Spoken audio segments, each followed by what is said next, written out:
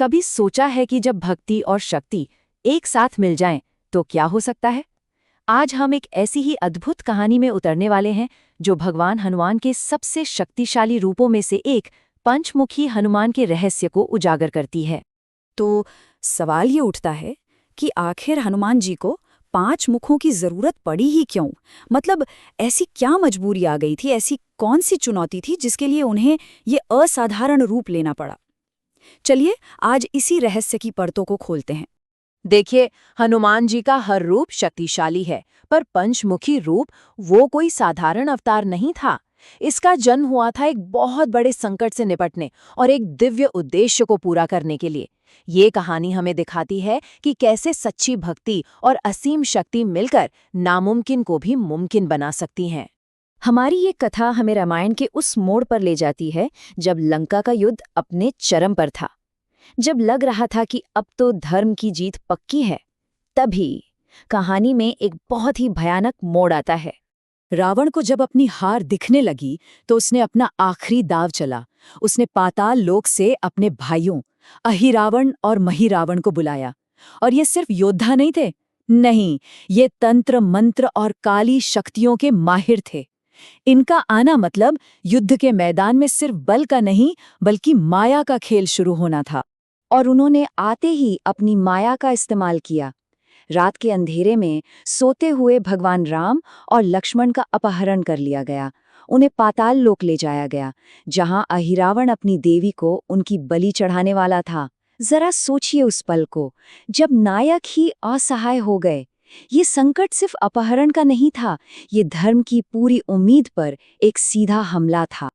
अब हनुमान जी दुश्मन के गढ़ में पाताल लोक में पहुंच चुके थे, एक ऐसी जगह जहां युद्ध के आम नियम कानून नहीं चलते थे। यहां तो हर कदम पर धोखा और माया का जाल बिछा हुआ था। पाताल लोक के दरवाजे पर ही हनुमान जी का सामना एक ऐसे सच से हुआ जिसकी किसी ने कल्पना भी नहीं की थी। वहां का द्वारपाल था मकरध्वज, जो उन्हीं के पसीने की एक बूंद से पैदा हुआ था, यानी उनका अपना ही बेटा।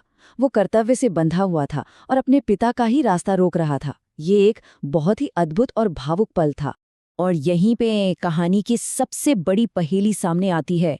अहिरावण की जान, आप कह सकते हैं उसकी आत्मा, वो 5 दियों में बसी थी। और ये दिए भी कोई एक जगह नहीं, 5 अलग अलग दिशाओं में रखे हुए थे।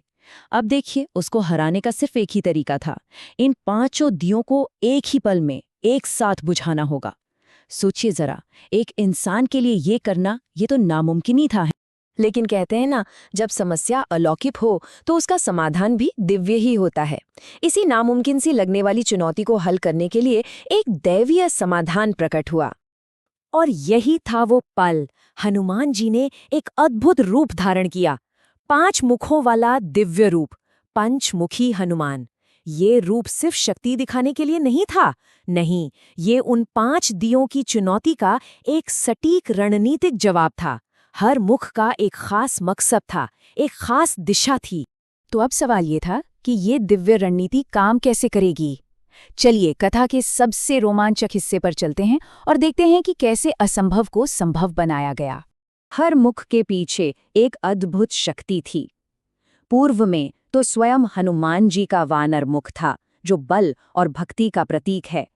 दक्षिण में भगवान नरसिंह का मुख, जो दुष्टों का संहार करने वाला है। पश्चिम में गरुड़ देव का मुख, जो हर तरह के जहर और डर से मुक्ति दिलाता है। उत्तर दिशा में था वराह देव का मुख, जो पृथ्वी और धर्म के रक्षक हैं। और ऊपर की ओर था हयग्रीव का मुख, जो ज्ञान और बुद्धि के दाता हैं। और फिर वो अद्भुत क्षण आया। एक ही समय में, एक ही पल में 5 मुख अपनी अपनी दिशा में घूमे और 5 दियों को एक साथ बुझा दिया। इसके लिए जिस तालमेल और सटीकता की जरूरत थी, वो वाकई किसी दैवीय शक्ति से ही मुमकिन था। और नतीजा तुरंत सामने था। जैसे ही 5 दिए बुझे, अहिरावण का सारा मायावी सुरक्षा कवच टूट गया और उसी पल उसका अंत हो गया। भगवान राम और लक्ष्मण को सुरक्षित बचा लिया गया। तो यहाँ महत्वपूर्ण बात सिर्फ ये नहीं है कि अहिरावण हार गया, बल्कि इस घटना का, इस रूप का आज भी क्या महत्व है, क्यों आज भी इस रूप की इतनी पूजा की जाती है। जानते हैं, इस रूप की शक्ति को मान्यता किसने दी? स्वयं भगवान राम ने।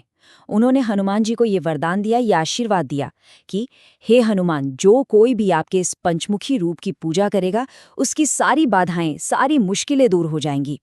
ये एक तरह से इस रूप पर दिव्य मुहर। और यही वजह है कि ये पौराणिक घटना आज भी लोगों के विश्वास का हिस्सा है।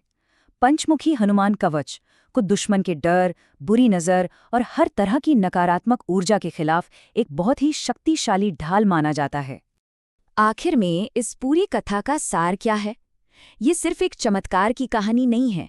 ये हमें एक बहुत गहरा संदेश देती है कि जब हमारे अंदर के अलग अलग गुण जैसे बल, बुद्धि, हिम्मत और भक्ति सब एक साथ मिल जाते हैं, तो फिर कोई भी चुनौती बहुत बड़ी नहीं रहती।